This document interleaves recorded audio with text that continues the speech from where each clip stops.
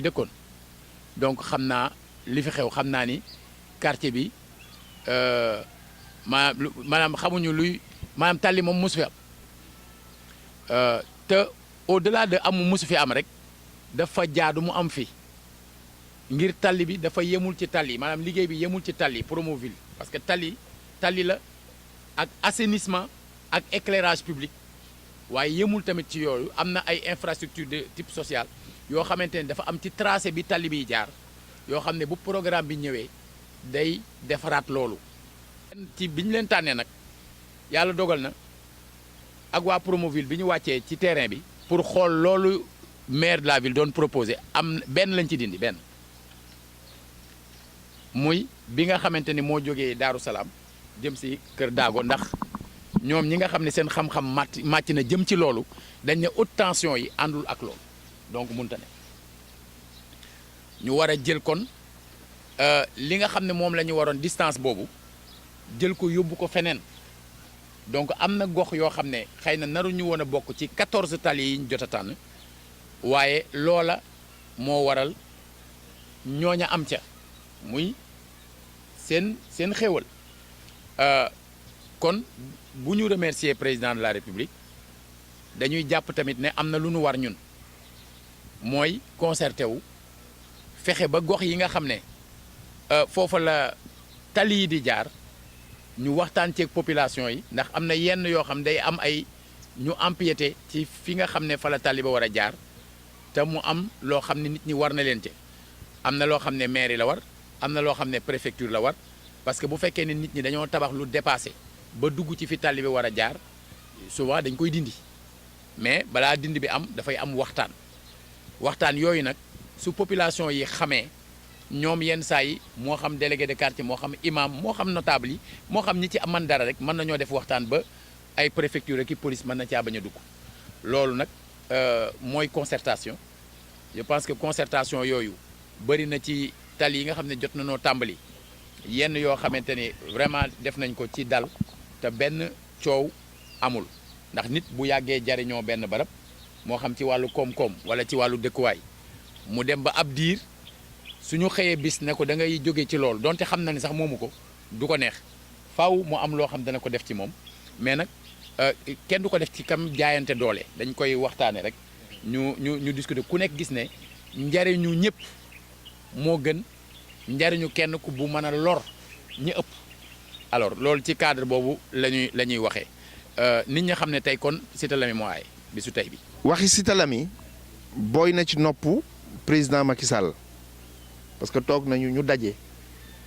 ku nekk di jël kàddu di am looy wax man bi may wax ma wax ko Cité Lamy parce que waxuma ko Cité Lamy pour affaire élection ay gagné mais ak dafa am te waa Cité Lamy ëppale wuñu waa Fann Résidence ëppale wuñu leen dara ci réew mi dañuy fay impôt di fay courant donc nañee di def ba seeni mbir ñoŋ te ñii toog manqué lépp ba pare lépp manqué leen c'est-à-dire dafa rafetul man dama wax ni ñun ni ñuy dundee dafa rafetul woon mooy di ne ñu ñàkk lépp c'est-à-dire ñun amuñu dara damay wax léegi taal ni ko feebar bu xetu goudron di joxe rayeguñu te rayul ñi fi dee ci quartier bi c'est-à-dire képp ku quartier bi ñi fi mus a feebarit lu ñee lu ko dal day ne kenn du ne dafa xeeñtu goudron parce que nous n'avons xamuñu ko amuñu benn loolu c'est grave. infirmier chef de poste bi mi ngi wax ni 18000 ñoo fi nekk ci poste de santé bi mais man biñ ko totalisé war na mat 35000 personnes yi nga xamante ni ñoo wër Cité Lamy parce que Cité Lamy dafa nekk koñ bi nga xamante ni amul frontière parce que ñi fi dëkkoon te toxu fi ba léegi dañuy seeni njaboot ñi ngi fi c'est-à-dire da ngay gis kër maam mi ngi fi donc ña fi dëkkul woon te toxu ba léegi fi la ñu boole seen bopp quartier bu sosu wax nañ ko léegi Kër Daago ki parce que yëpp fi la ñu boole seen bopp donc ñun dañu jàpp ni lii dafa jot te war li tax nag ma wax léegi ni taala dama ko souvent bi ñu ko falee dama ko ni école buy génne maire amul école buy génne lenn amul nit moom jox la sa cër yàlla parce que ndombo tànk suñu borom moo koy joxe yàlla nag dina am fu mu jaarale léegi nag dafa am ñaar li ñuy wax maître du destin ak agent du destin ki la fekk ci hôpital nga tëdd mu jëndal la ordonnance ëllëg loo mënti lu yàlla mënti dem kooku c'est un agent du destin mais maître du destin nag kun fa yekkun moom moo ko yoral boppam moom mooy tànn ku ko neex def ci moom lu ko neex beneen élément bi mooy damay wax ci taala ma ni moom xam na man xam naa daf koy wax am na nga xam ne man maa xam moom ak président de la république ñaar xamul ñett xamul kenn xamul ci rafetal bu yàgg beneen élément bi mooy gis nañu taxawaay bi nga am ci askan bi mooy ngay teew li Youssou Ndour di wax del teew parce que maire fayuñu la salaire indemnité de représentation lañ lay fay indemnité de représentation mooy fu askan wi mënut a dem teewal leen te loolu yaa ngi ci donc bu ñu ñëwee nga ñëw fekk ci gox bi nga xamante ne damay wax ni fii lu fi nit def man la ko defal loolu waxuma ko ci kuy politique waxuma ko ci lenn mais nit du ëpp ay bokkam nit du ëpp boppam te dama gëm ni yéene boobu ma am moom la imaam lay mii wax dama di bëgg na kàddu yi mu jëkkati ñu bàyyi ko xel bu baax ndax ñor na ko te lépp ci askan wi la jëm delloo njukkal nag bu amul ab président Macky Sall parce que yii yëpp bu ko defee def Promoville def PUDC def Puma mooy du xam ngañ musu cuub la li olof di wax c'est-à-dire am na ci tàngooru jamono bi nga xamante ni ku ko dundul du xam ngañ musu cuub la c'est-à-dire ce n'est pas une expérience entendue c'est une expérience vécue Macky Sall dafa juddu ci askan wu metti mu def jom def ko waruwaay ba yegsi fi mu yegsi donc xam na tey ku yeewu taaloo nan lay mel xam na tey ku yeewu amoo courant xam na tey te ba mu bëggee jël askan wi dafa wër ba xam lan la ci askan wi di yëg donc bu indee Promoville bi indi ko munoon nag def ni ñu bari def parce que am nañu fi ay présidents yu fi jaar wax ni non Thiès ànduñoo ak man du ma fa gagné du ma fa def dara mais dama doon wax président bu doon def quartier bu mu gagnéwul du fa def dara du def dara Salamine du def dara Thiès mais dafa évacuer mbir yooyu am taxawaayu kilifa am taxawaayu njiit def Thiès ci priorité yi donc je pense que li ñu fi war mooy ñu sant yàlla mais li ñu fi war aussi mooy ñu lii yëpp ci rafetal la rek parce que monsieur le maire mënoon na ñëw xumtoog ñii am ñu mu jël wax ak ñoom ñu def mais daf ko yaatal parce que xam na ni que tey bu ñu demoon Mbambara di fa wax du ma fa teew même bu fekkente ni élu départemental la département bi yëpp fu ñu woote mën naa faa dem mais ñu xam cër bi boole ñu ko ci ñuy nag encourager bu baax Promoville ci seen approche parce que lii yombul approche bi moom la ñuy wax approche IEC information éducation communication muy viser nag un changement de comportement donc bu ñu indee environnementaliste bi indi ki nga xamante ni moo yore projet bi chargé de projet bi ñu ànd ak suñu jigéen Fatou Matar Diop ma xam ko ci ba muy nekk Maroc war na léegi mu mat fukki at ku dem bitim réew am fa teraanga boo mënti am nga toog ni da ngay dellu si ci sa dëkk pour liggéeyal sa dëkk ci li nga man donc loolu citoyenneté weesu donc loolu mi ngi ko ci encouragé bu baax di wax waa Promoville koñ bi il faut d'abord dafa am ñaar yu ñu leen di ñaan en rapport avec entreprise yi mooy mu gaaw mais tamit ñu fexe ba ñu course ak nawet bi surtout loolu parce que comme ni ñu leen ko wax rek ba tey am na ñu naan amul ba bi ñu ubbee chantier yi sotti suuf si am na ñu naan non dañuy pepp mepp te xamuñu ni tubaab li Mbaye Dièye Faye doon wax démb bi Youssou Ndour annulé ko nee na lu mu la wax del wax ay waaw la ak yooyu mais bis bu signé rek li mu signé lu ñu mën a nekk la ñun xam nañu mais loolu da ngeen ñu ko ci jàppale. beneen anam bi ICP bi wax na ko monsieur le maire fii ñu nekk ñu réfléchir ci problème bi ñu gën a am mooy problème mu délocalisation bi parce que poste de santé bi fi mu nekk wala ñaar rek xëy na jënd kër gi mu dendal weesu ko wala ñu construire ko en hauteur mais même bu la ko waxul am na sérieux problème mu espace ci biir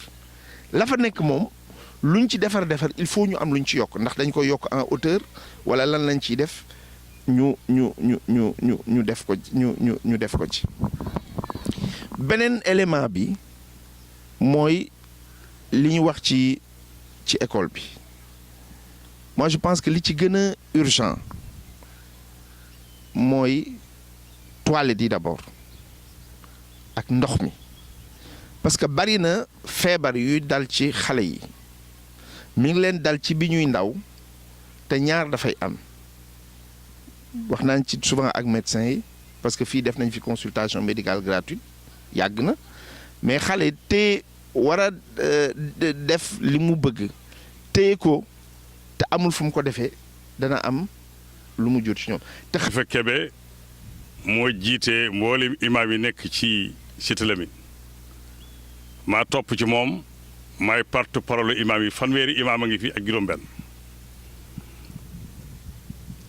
kon suñ ma joxee kàddu ci wàllu diine danaa wax ci turam ak turu mboolem ñi nga xam ne ñooy kilifa diine yi fi nekk di kontaan nag lool di nuyu monsieur le maire di nuyu te Maodo Malick sama doom di nuyu directeur école bi di nuyu nu mu tuddati poste santé bi SCP bi ak mboolem ñi fi teew ñëpp mu mel ne Talla ñëw gi nga ñëw fii ak li ngay xalaat ci ndigal président de la république mel na ne ndimbalal doomi soxna yi dikkee Cité Lamy ak politiciens yi fi dëkk ku fi nekk koo bokkal parti ak koo ko bokkal yëpp ñëpp nga ko defal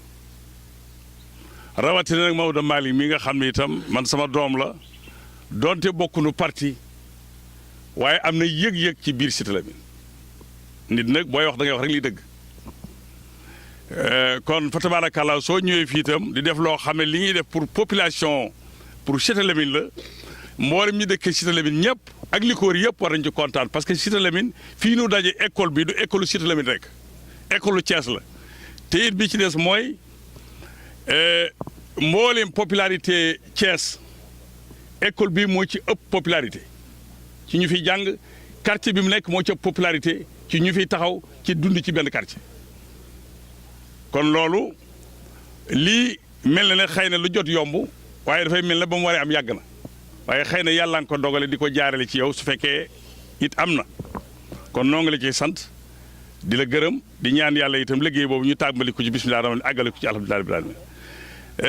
di wax li ci yëpp dégg naa ko parce que li ci mooy chef de quartier bi wax na ko mooy ndox fii man bi ma dëkkee fii ba léegi bu heure bi doo am benn robinet boo xam ne nii boo ko ubbee dana am ndox balaa am ndox 1 heure 2 heures ba 5 heures depuis 2002 ba léegi loolu rafetul ci quartier boo xaye dañoo wax ne ci région bi mu nekk ci biir dëkk bi mu nekk ci ville bi moo ci ëpp popularité seeni doom di fa jàng sëriñ si ne fi. jafe-jafe yi nga xam ne moo fi ëpp solo doyen wax na ko léegi bu weesee lu dul ndox bi courant ak classe yi ni nga xam ne xat na ak nombre d'élèves yi nga xam ne ñoo fi nekk ku wax école Modé Kane aussi tamit loolu peut-être c'est dans le futur mooy nañu réfléchir aussi tamit ci nu ñu mën a ériger ci biir Cité Lamy wala bu fekkoon école bi espace may na ko ñu tabax en hauteur mu am CM parce que école la boo xam ne pratiquement ñi fi génn ñëpp dañuy dem soit au lycée Malick Sy soit parcelle gii rek déjà li fi nekk ci ay CM bari na ba tax na xale yi bu ñu génnee orientation yi souvent Mamadou Diaw Djibril Diaw et cetera donc loolu xam naa ni mënu dugg ci projet bi mais dama koy wax rek à l'endroit des autorités yi nga xam ne ñoo fi teew pour ñu xalaat ci lu mel noonu donc au niveau de. comme ni ko suñu DG waxee monsieur le maire kenn amul fayam Promoville daanaka Sénégal yëpp la nekk donc dañuy dem Sénégal yëpp fu ne ñu dem fu Promoville di def chantier rek dañu fay dem mais OFT bi mu am ci démarrage ba ci réalisation rare na nga gis maire bu ko am heure boo koy téléphone dafay jël boo ko messager day réagir ba courrier yi nga xam dañ ko waroon yónnee préfet mi ngi nii dañ ko scanné yónnee ko moom moo ko dem yóbbul préfet courrier moom boppam mi ngi nii joxaguñ ko donc loolu yëpp dañ ko koy santé ci seen teewaay ce qui veut dire que li nga xam ne moom la ko waa Thiès sas ñor na ko te mi ngi ciy dox te fii ku fi nekk toog di kilifa Malick doomu gox gi la mais jox na ko cëram yéen ñi population bi ku ci nekk jox na la sa cër muy lu raar ci mairie donc ñu koy ñaanal yàlla moom tam li nga xam ne comme li Malick wax tombé waral ay gaaf ci magistère am la tombé yàlla na ko suñu borom oyofal ba lépp li mu yaakaar ci Thiès mu nekk luy réalisé wu. donc comme ni ngeen ko waxee Promoville dafa di projet bu particulier boo xam ne président de la République daf ci xalaat comme ni ko Malick waxee dafa def tour du Sénégal gis ne que disparité am na maanaam nit ñi dañu doole yi matul que mairie yaa certaines réalisations yoo xam ne amuñu moyen def ko lu mel ni tali lu mel ni assainissement lu mel ni éclairage public ñu yokk ci aménagement paysager yokk ci aussi ay mesures connexes c'est-à-dire boo demee ci benn gox comme li ñu fi indi tey nga dem ngay def tali foo xam ne am na école bu ko traversé wala centre de santé traversé ko wala loo xam ne dafay indi yokk économie dëkk bi daf ko traversé ko mu am loo xam dafa nar a gàllankoor tabax bi dañuy ñëw dugg ci zone ci ñooñu ñëw waxtaan ak ñoom xool nu ñu leen di jàppale donc yéen ñëpp ku ci nekk def nga sa plaidoyer wax nga say urgence centre de santé bi wax na monsieur le directeur excusez-moi je vous ai même pas remercié pour l'accueil moom tam wax na loolu lépp jël nañu note te bu soobee yàlla daañu def suñu rapport àggale ko fañ ko war a àggale di leen wax rek ni que projet bi comme ni ko monsieur le maire waxee seen projet la démarche bi may wax dafa xaw a particulier mooy démarche inclusive bi parce que balaa ñoo choisir axe yi dañu ànd ak conseil municipal bi ànd ak ñi nga xam ne fu nekk parti bu nekk lañ jóge ànd ak maire commune bu nekk ku nekk wax say urgence au niveau de ton quartier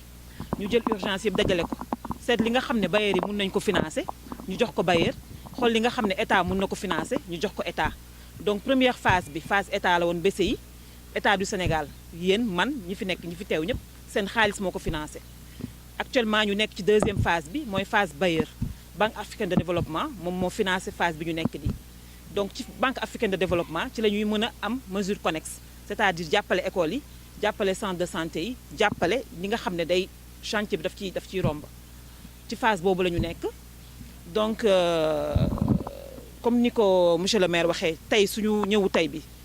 pour def sensibilisation la sensibilisation boobu dañ ko waroon def avant ñuy démarrer ndax gis ngeen ne démarrer nañu am na ay désagréments poussière yaa ngi fi école bi sécurité école bi actuellement ça pose des problèmes ndax bu ñu démarrer ba camions yeeg yëpp taxaw fi ça posera problème donc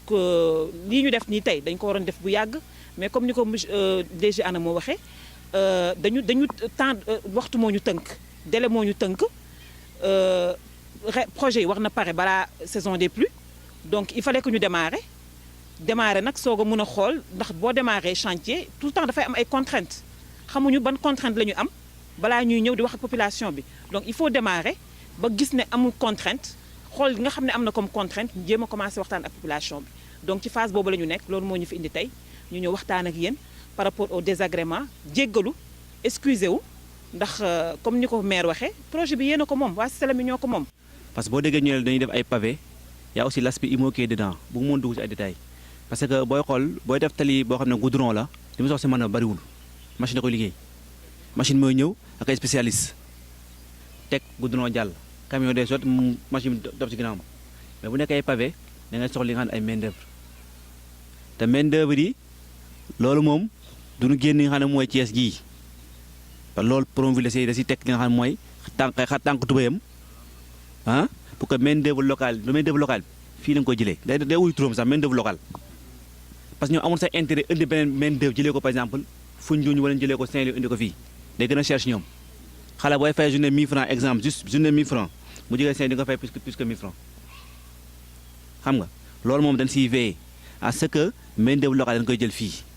loolu na seen xel dal beneen moom mooy li directeur wa sànq mooy porte bi moom loolu amul problème su ma waxee emplacement bi léegi semaine prochaine booy xool lundi férié lundi mardi mooy férié je pense mais dans la semaine il faut commencer les travaux changer porte bi yóbbu ko fi nga bëgg def ko parce que tamit dañuy bañ comme kii boo xool moo gënoon nekk sax li nga xam mooy urgence bi bien vrai que monsieur Mbaye wax na ko sànq côté ndox loolu ak toilette booy xool tamit lu am solo la ci école su ay xale fi nekk mais porte moom bu noonee fi nga koy def pour le moment d'ici semaine prochaine les gars vont démarrer les travaux pour changer comment ça s'appelle l'emplacement de la porte loolu laa ma juste lu ma ci yokk peut-être répondre monsieur le maire Ablaye Yakhine rek xam naa dama bañ mu interpeller ma saat monsieur le maire Ablaye Yakhine ñëpp xam na tax gars yi joxe ko accès boobu te ñu joxe ko xam nañ ko booy xool population tey bu ndox mi jógeen foofu dañuy gën a sant yàlla avant tali bi di ñëw bu ndox mi jógewoon dañuy sant yàlla avant tali bi di ñëw te boo defee tali xam boo ko defee si benn zone boo xam ne dana am ndox day gën a garaaw fa ndox bi du dem xam nga suuf si au moins dana am loo xam ne danaan jàll suuf si dana infiltré wu léegi boo defee tali da koy imperméabiliser ndox bu demati moo tax instance yi ne mooy ay étude hydraulique ba dafa laay étude sérieuse booy xool si gën a posé problème ñun côté Ablaye Yakhine mooy côté su mu tudd exutoire mooy suñu problème Ablaye Yakhine xëy na yéen dëkk Thiès boo mën a jàppale côté boobu mais exutoire mooy suñu problème Ablaye Yakhine canal moo gën a haut Ablaye Yakhine le point bas loolu c'est un problème gis naa canal bi